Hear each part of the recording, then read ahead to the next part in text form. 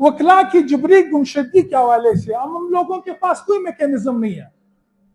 Recently एक doctor के खिलाफ एफआईआर दर्ज हुआ था कि उसने ट्रीटमेंट के दौरान एक बंदे को उसके गफलत की वजह से डेथ काज हुई थी, लिहाजा उसके खिलाफ एफआईआर दर्ज हुआ था। वो डॉक्टर जब मेरे पास आया उसने कहा कि भाई हम लोगों के प्रोटेक्शन के लिए हमने एक एक्ट मंजूर करवाया है। मैंने कहा कौन सा एक्ट? उसने कहा बलूचिस्तान हेल्थ कमीशन एक्ट। मैंने जब वो एक्ट पढ़ा तो उस एक्ट में ये लिखा है कि कमीशन की इजाजत के बगैर किसी के खिलाफ एफआईआर दर्ज नहीं हो सकती, चाहे उसने मिसकंडक्ट ही क्यों कमिट ना किया हो। तो जबरी गुमशुदगियों के हवाले से अगर किसी रियासती इदारे को किसी की जरूरत हो इन्वेस्टिगेशन के हवाले से या किसी और हवाले से, आपका अपना कमीशन होना चाहिए जिसकी कंकरेंस या जिसकी इजाजत के बगैर किसी वकील को कोई इदारा नहीं उठा सकती।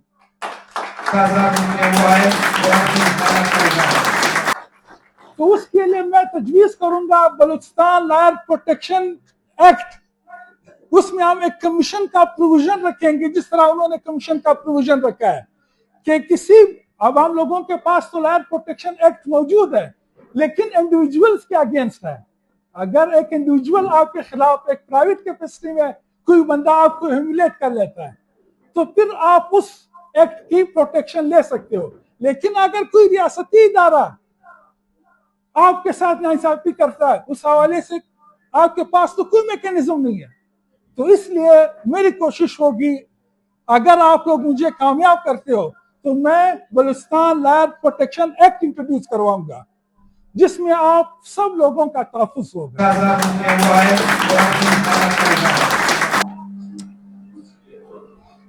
बाकी भाई जिस बंदे को भी चुनना है जमहूरी तरीके से आपने उनको चुनना है, प्रोफेशनल बंदे को आपने चुनना है, अदम तासुब के बिना पर आपने चुनना है, जमहूरी उसूलों की बुनियाद पर आपने चुनना है, शफाफियत से आपने चुनना है।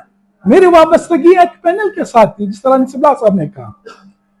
उस पैनल का मोटो क्या था, मंशूर क्या था? मंशूर यह था कि भाई अगर हमने अपने उम्मीदवार चुनने हैं तो आपने उसको आदमी तापुस के बिना पर चुनना है, आपने शफाफियत के बिना पर उसको चुनना है, आपने जमहूरी उसूलों के मुताबिक उसको चुनना है। लेकिन ये तमाम मामला जो है ये नजरअंदाज किए गए। तो खामोश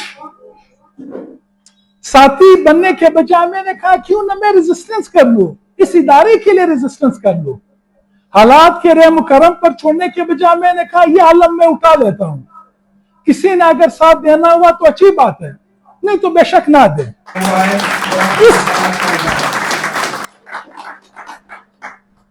इस मंशूर के साथ मैं आप लोगों के पास आया हूं कि भाई मेरा और कोई जाती एजेंडा नहीं है। मैं आप लोगों के साथ ये कमिटमेंट करने के लिए तैयार हूं कि अगर मंजूर शाह बलूचिस्तान बार कौंसिल का मेंबर बना वो किसी भी ऑफिस को होल्ड नहीं करेगा इस टेन्योर के दौरान, क्योंकि मेरा मकसद इस इदारे को इंडिपेंडेंट बनाना है, इसको सियासी अमल दखल से आजाद करना है, इसको गुलामी से आजाद करना है। और रिपीटर्स की मैं शदीद मुखालफत करूंगा और कर रहा हूं। ये वो बंदे हैं जो इस सिस्टम के बेनिफिशरीज है। अब इन बंदों से तो आप कन्फ्रंटेशन की तवक्को नहीं कर सकते क्योंकि ये पहले से इस सिस्टम का हिस्सा है।